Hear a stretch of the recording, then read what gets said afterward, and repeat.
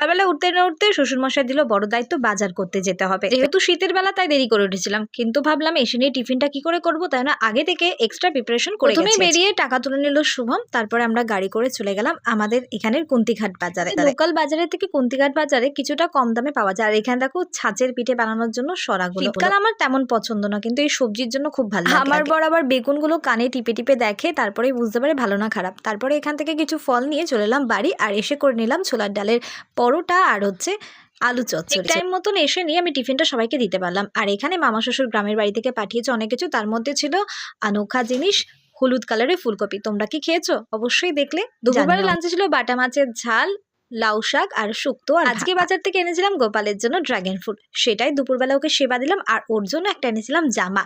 তারপরে ওকে রাতের বেলায় বাবার বাড়ি যাবো বলে বিকাল বেলায় রাতের ডিনারের প্রিপারেশনটা করে নিয়ে চলে গেলাম। আর ওখানে গিয়ে কি কি খেলাম দেখতে হলে তোমাদের আমার চ্যানেলে